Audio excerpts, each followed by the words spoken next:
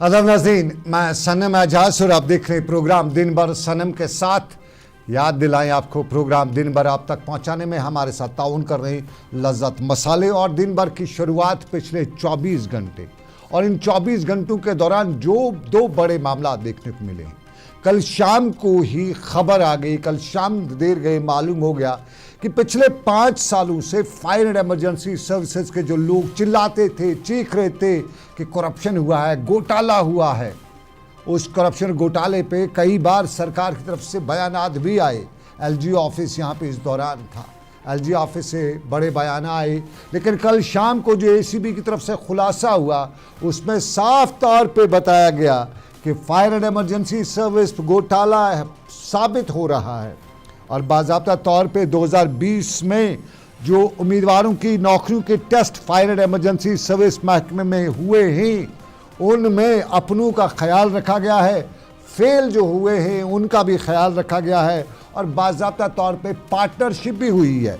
बाज़ाब्ता तौर पे एक कंपनी जो पहले ब्लैक लिस्ट होती है, उसके सारे पैरामीटर्स जो हैं, एक ऑब्जर्वेशन में सरकार की फायर एंड इमरजेंसी सर्विसेज की जो अथॉरिटीज़ थी, उनकी ऑब्जर्वेशंस में जो कंपनी जो है वो ब्लैक लिस्ट की जाती है, उसको बताया जाता है कि नहीं ये घोटाला कर चुकी है एक।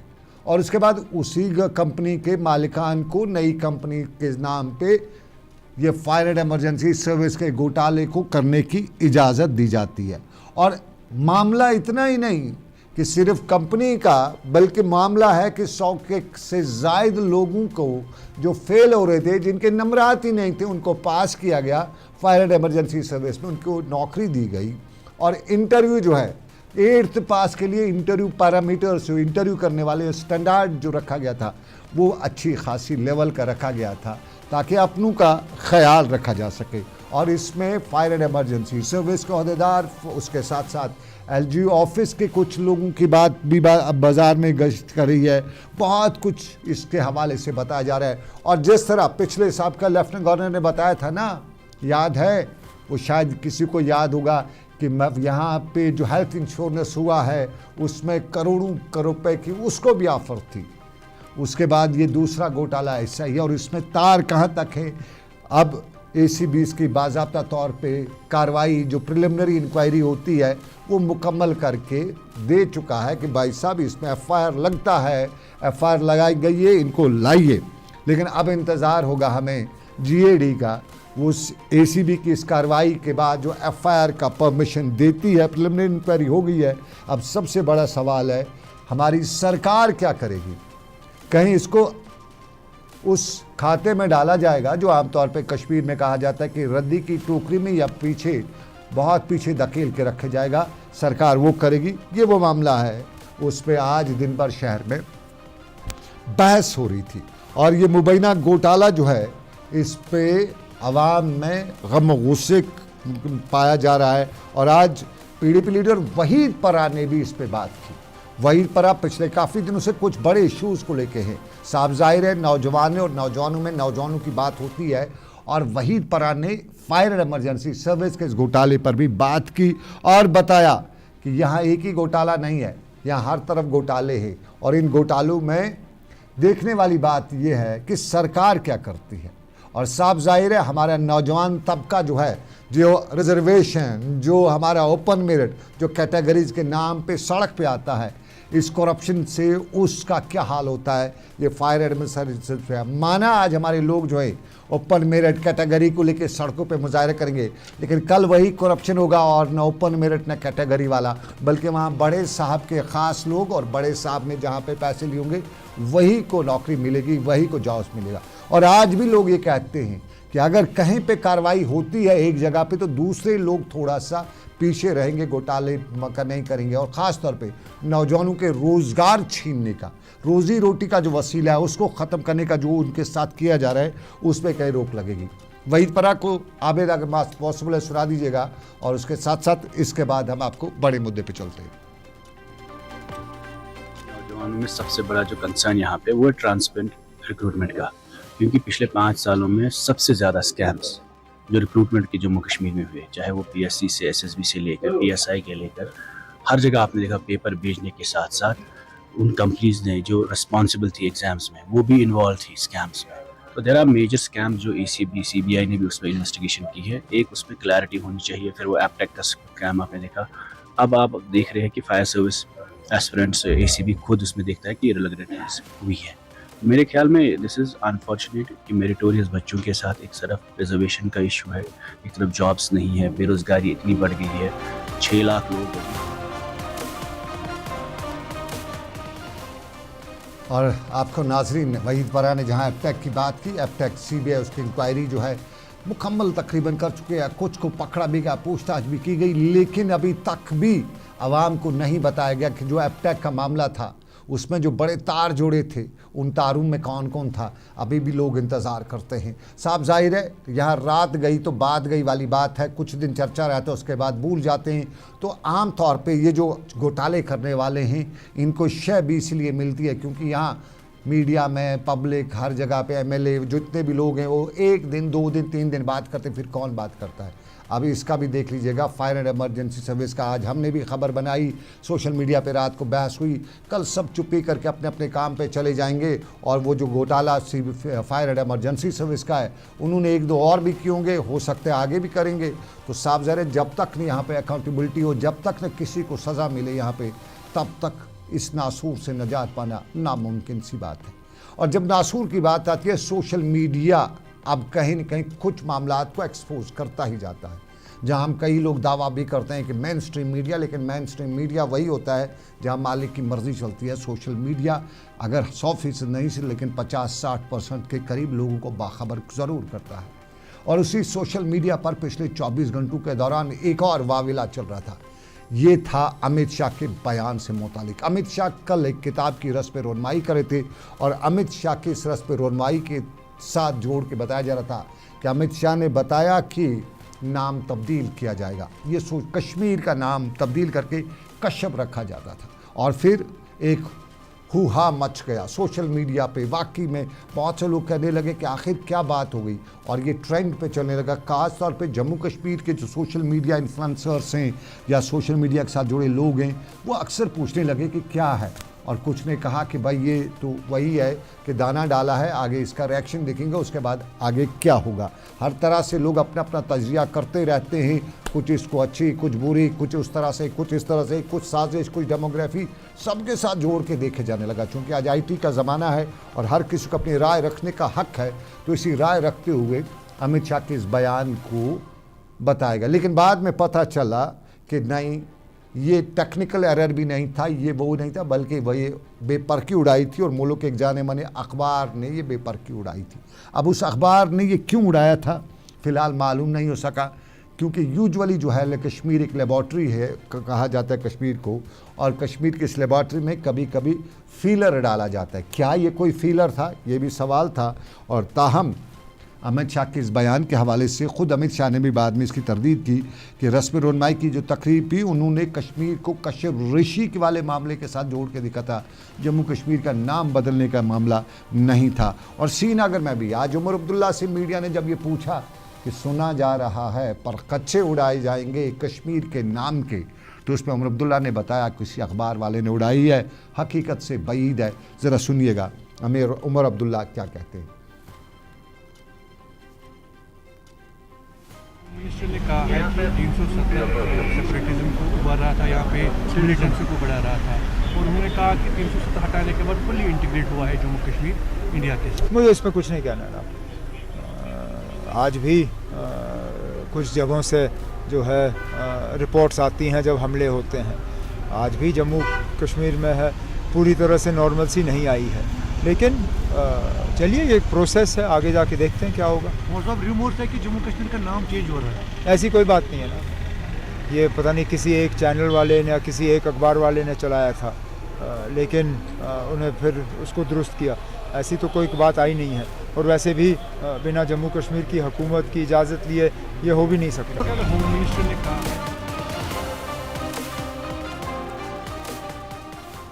ये उमर अब्दुल्ला थे। उमर अब्दुल्ला से श्रीनगर में आज पूछा गया। और आपको याद दिलाते चले, कल मरकज़ी वज़ीर दाखिला अमित शाह ने इस कॉन्फ्रेंस के दौरान कश्मीर के हालात बताए थे, नॉर्मल बताया था, कोई मिलिटेंसी इंसिडेंट्स नहीं हो रहे हैं। आज उमर अब्दुल्ला से भी पूछा गया कि वज़ीर दाखिला ने बताया है कि हालात नॉर्मल हैं? आपको कैसे लगते हैं? उमर अब्दुल्ला ने बताया कि गोलियां चलती हैं, और इस हालात के बीच में आपको कल की प्रेस कॉन्फ्रेंस में भी उनसे ये पूछा गया था, तो उनका जवाब आपको याद ही होगा।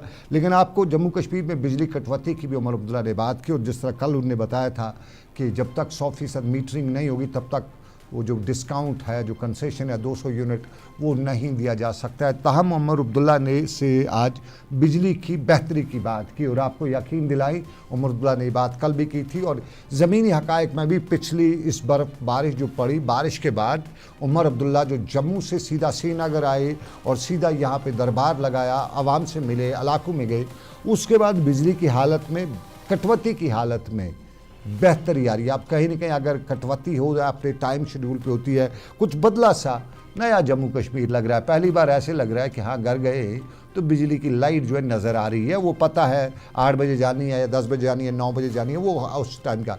लेकिन अचानक खाना खाते खाते आपको काला अंधेरा जो है वो अब छाने की उम्मीद या अभी तक नज़र नहीं आ रहा। खुदा खैर करे आगे भी ऐसा हो, लेकिन उमर ने आज इस पर बात भी की।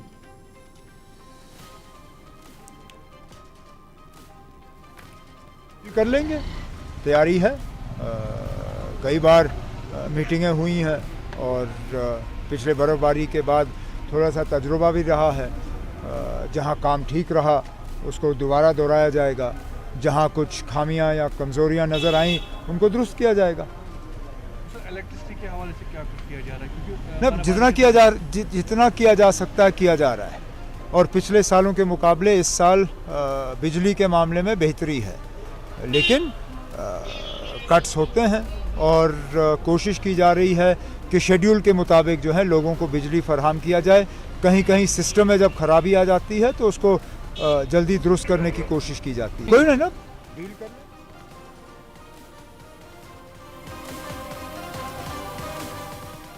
हकीकत को तस्लीम करना चाहिए, कुछ बेहतरी है पिछले 4 दिनों में बिजली की लाइन में, और उसका शायद हम क्रेडिट उमर अब्दुल्ला को ही देंगे, क्योंकि जिस तरह से वो इस वक्त ग्राउंड पे हैं और जिस तरह से वो मुख्तलिफ़ इलाकों का दौरा करते हैं, ख़ास तौर पे श्रीनगर और गांदरबल उनका फोकस है। कल पहलगाम गए हुए थे, वहाँ विंटर कार्निवाल था। विंटर कार्निवाल की आपको एक और ख़बर अभी बताएंगे, लेकिन उससे पहले आपको बताते चलें, मीरवाइज मौलवी मोहम्मद उमर फ़ारूक आज चौथे जुम्मे के बाद श्रीनगर की जामिया मस्जिद पहुंचे, और मीरवाइज के करीबी हलकों ने बताया कि 3 जुमे लगातार नज़रबंद रखने के बाद आज उन्हें श्रीनगर की जामिया मस्जिद में नमाज़ पढ़ने की इजाज़त दी गई। श्रीनगर की जामिया मस्जिद से अपने खताब में मीरवाइज ने जुम्मे के मौके पर सरकार की तनकीद के मामले को लेकर बताया कि सरकार हर तनकीद को मनफी अंदाज में ना ले। आपको बताते चले, कल कुछ सरकार के वुज़रा ने बताया था कि बिला वजह तनकीद की जा रही है, और इस पर आज अगरचे उन्होंने मीरवाइज वगैरह रिलेटेड कोई मामला नहीं लिया था, लेकिन कहीं न कहीं उन्होंने मीडिया को भी बताया था कि बिला वजह तनकीद बात का बतंगड़ नहीं। तो इस पर आज उन मीरवाइज ने बात भी की और बताया कि सरकार को चाहिए कि वो किसी की भी तनकीद को मशवरा देते उन्हें बताया मनफी अंदाज में ना लें, और जो मामला थे आवाम के उस पर बात करें। जामिया मस्जिद की बात करते हुए भी मीरवाइज ने कहा कि सदियों से, पीढ़ियों से जामिया के मेंबर से, जामिया के महराब से आवाम की आवाज़ उठाई जाती है, और आज भी उठाई जाएगी, आगे भी उठाई जाएगी। मीरवाइज श्रीनगर की जामिया मस्जिद में अपने खताब के दौरान सरकार को मशवरा भी दे रहे थे। कि तिम हमेशा सान कछुन मकसद मनफी की, अगर इस तनकीद करान, ये तनकीद बराए तामीर आसा कि हुकूमत करी बेहतरी, अगर खामी, अगर कोताही, अगर कमी, सो कमी ही दूर कर। फर्ज मनसबी मे लुक समखान, मे सत करान, पन मामलात वनान, जुमा दोह कर सान खतर दुआ सान बुजुर्गन खतर मगफिरत।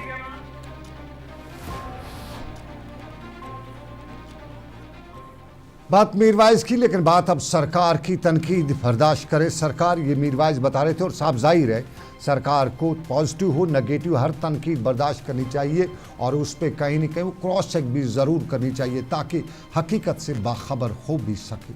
और इसी हकीकत को जानने के लिए जम्मू कश्मीर इंतज़ामिया की सरकार के वज़रा जो हैं ग्राउंड पर नज़र आ रहे हैं, और जम्मू कश्मीर के डिप्टी CM हूँ, जम्मू कश्मीर में वज़ीर जावेद राना हूँ, जावेद डार हूँ, सतीश शर्मा हूँ, या जम्मू कश्मीर के डिप्टी सीएम के साथ साथ यहाँ पे सकीना यत्तू इन दिनों कश्मीर में नज़र आ रही है। और आज सकीना यत्तू अनंतनाग में थी, श्रीनगर के लालगंज अस्पताल में थी, JLNM अस्पताल में थी। श्रीनगर के मुख्तलिफ अस्पतालों का भी उसने दौरा किया, अनंतनाग के अस्पताल का भी दौरा किया। और अनंतनाग से लेकर श्रीनगर के मुख्तलिफ अस्पतालों के दौरे के साथ साथ उन्होंने अफसरान की मीटिंग भी बुलाई हुई थी। और आज की इस मीटिंग में सकीना यत्तू ने एक बार फिर डॉक्टरों को मुतनबे किया कि प्राइवेट प्रैक्टिस ड्यूटी के दौरान बर्दाश्त नहीं की जाएगी।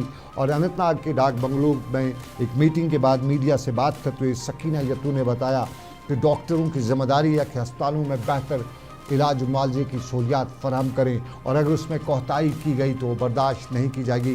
ताम उसने इस बात का इहादा भी किया कि जहाँ डॉक्टर्स, जहाँ अस्पताल का अमला, जहाँ पैरामेडिकल अच्छा काम करता होगा उसकी सराहना भी की जाएगी।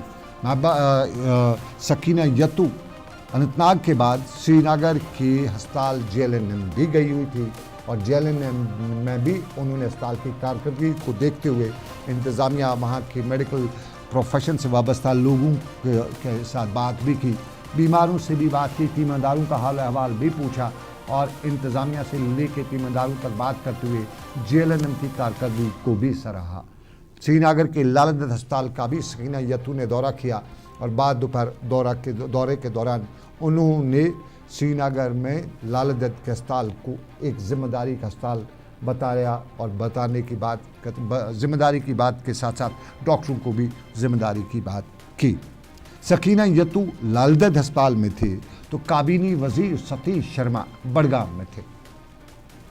बड़गाम में सतीश शर्मा थे और उनके हमरा नेशनल कॉन्फ्रेंस के सीनियर लीडर और वजीर आला के मशीर नासिर असलम वानी भी थे। बड़गाम में उन्होंने रिसीविंग स्टेशन का मुआयना भी किया, खेल मैदान का जायज़ा भी लिया और तरक्याती कामों से लेकर खेल मैदान का जायज़ा लेते हुए वजीर ने ओमपुरा में जहाँ रिसीविंग स्टेशन को एक हफ्ते के अंदर चालू करने की यकीन दहानी कराई, वहीं नौजवानों की बेहतरी की बात करते हुए सतीश शर्मा ने बताया कि सरकार आज आवाम के सामने जवाबदेह है।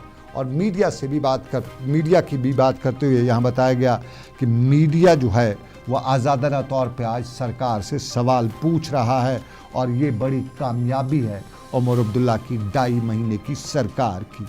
रियासी दर्जे की बहाली तो होती रहती है, उस पर बात तो होती रहती है और अब एहतजाज की बात करते हुए उन्होंने बताया कि सरकार जो है वो मरकज़ी सरकार पार्लियामेंट में इसकी वादा कर चुकी है, स्टेटहुड रेस्टोर की जाएगी। उधर पुलवामा की बात करें तो काबीनी वजीर जावेद राना आज पुलवामा में थे और पुलवामा में काबीना के वजीर जावेद राना ने अफसरान की एक मीटिंग भी बुलाई हुई थी जहां ज़िले के तमाम MLAs भी मौजूद थे, ज़िले के सीनियर अफसरान भी मौजूद थे। इलाके के तरक्याती कामों का यहाँ पे जायज़ा लिया गया और आर्जी मुलाजमीन के हवाले से जावेद राना ने आज बड़ी खुशखबरी सुनाई। कैजुअल डेली वेजर्स की बात करते हुए जावेद राना ने बताया कि सरकार मामलात पे नज़र रखे हुए है, मामलात अबाउट टू कंप्लीट हैं और बहुत जल्द ही आर्जी यानी कैजुअल डेली वेजर्स के हवाले से सरकार की एक बड़ी खुशखबरी सामने आ सकती है। क्या है खुशखबरी? जावेद राना आपको बताएंगे जो जम्मू कश्मीर में वजीर है।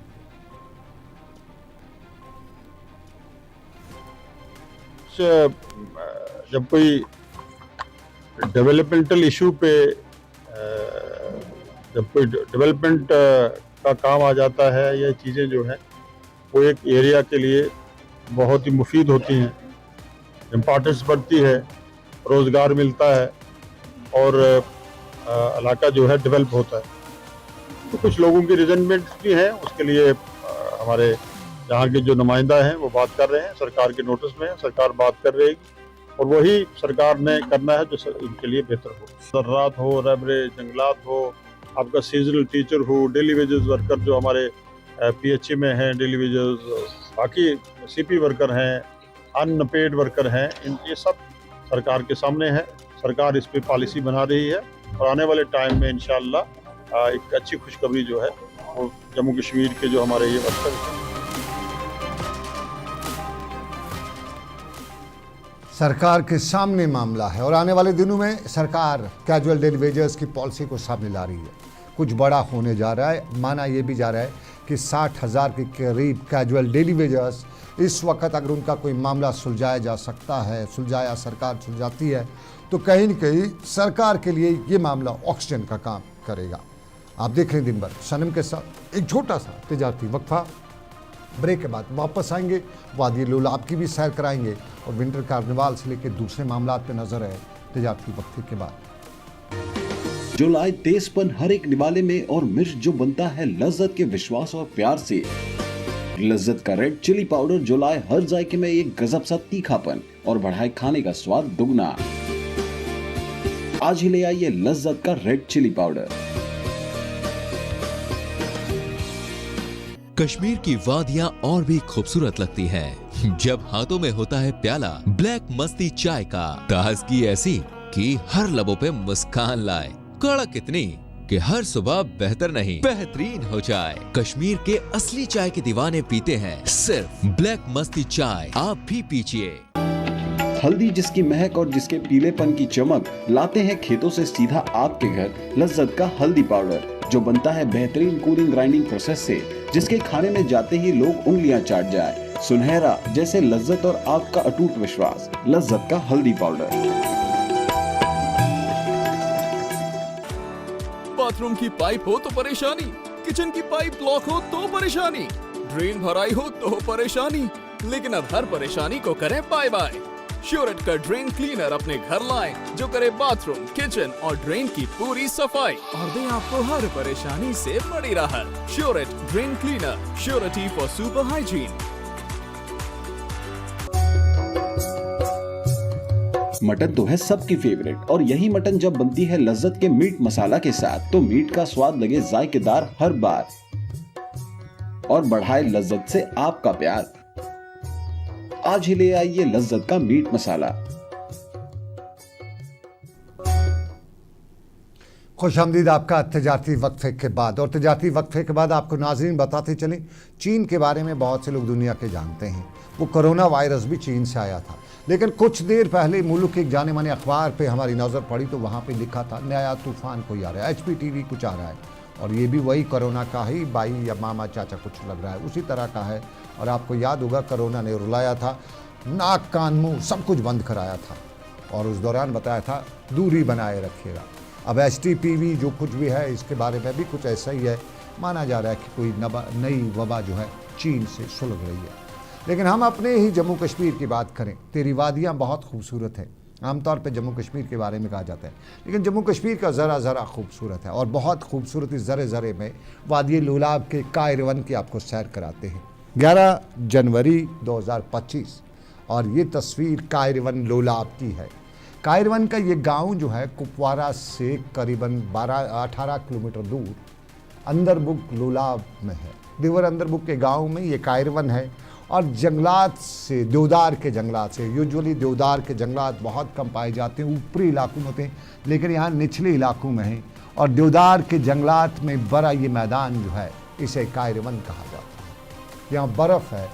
यहाँ अब विंटर कार्निवाल 11 जनवरी को शुरू होने जा रहा है और ख़ूबसूरत सा ये इलाका, क्योंकि जम्मू कश्मीर का हर ज़रा खूबसूरत है, लेकिन लोलाब के बारे में एक और ख़ूबसूरत बात आपको नॉलेज में इजाफा कर दूँ कि लोलाब चश्मों का इलाका है, जहाँ चश्मे है और जहाँ नीचे से पानी जब फूट फूट के ऊपर आता है उसका अपना ही मंज़र होता है। और लोलाब के पानी की एक तो और ख़ासियत भी है कि भूख यहाँ बहुत लगती है लोलाब में और उसकी वजह यही बताया जाता है कि यहाँ का पानी बहुत डाइजेस्टिव है, हाजमा है और जो पानी पिएगा उसमें वो हज़म हो जाता है, जो खाए वो हज़म हो जाता है, बहुत डाइजेस्टिव है और बिल्कुल हकीकत भी है। और साथ साथ में लोलाब के पानी में गोरापन है। और ये अंदरबुक का पानी जो है, कायरवन का पानी जो है, यहाँ साथ में से जो नाला गुज़रता है उस नाले के पानी में भी इन दिनों ठंडा ज़्यादा ही होगा, लेकिन ओवरऑल चश्मों का पानी इस बारिश में, इस बर्फ़ में, इस माइनस टेम्परेचर में भी गर्म होता है। यूजुअली जो वो कुदरती कोई ख़ासियत होती है। और ये तस्वीर है वादी लोलाब की, जहाँ कुपवारा की ज़िला तरक्याती कमिश्नर आयुषी सुदन ने 11 जनवरी 2025 को होने वाले विंटर कार्निवाल के लिए हो रही तैयारियों का जायज़ा लिया। और यहाँ पे साफ जाहिर है 11 को लोग आएंगे और लोग आके यहाँ देखेंगे खूबसूरती भी देखेंगे, सरकार की तैयारी भी देखेंगे और साफ जाहिर है मुकामी लोग भी बाज़ाब्ता तौर पे खुले दिल से इस्तकबाल कर रहे हैं वादी लोलाब के अंदर बुक के गाँव के लोग। ज़रा सुनिएगा ज़िला तरक्याती कमिश्नर कुपवाड़ा आयुषी सुदन क्या कहती है इस बारे में। A winter festival in Lulab very soon.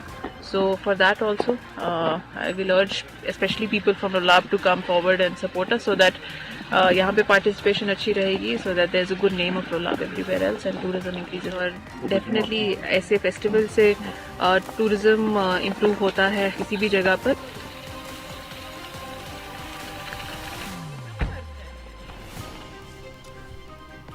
11 जनवरी लोलाब के कायरवन के गाँव में, कायरवन के मैदान में, अंदरबुक के गाँव में आप होंगे, हम होंगे और 11 जनवरी को मिल के कार्निवाल में वहाँ के लोगों के साथ जश्न मनाएंगे और वहाँ के लोगों के साथ उनकी मेहमान नवाजी से भी अब की बार आपको मुतारिफ कराएंगे, क्योंकि वादी लोलाब की मेहमान नवाजी का भी कोई सानी नहीं और जगह वहाँ आपको मिलेगी।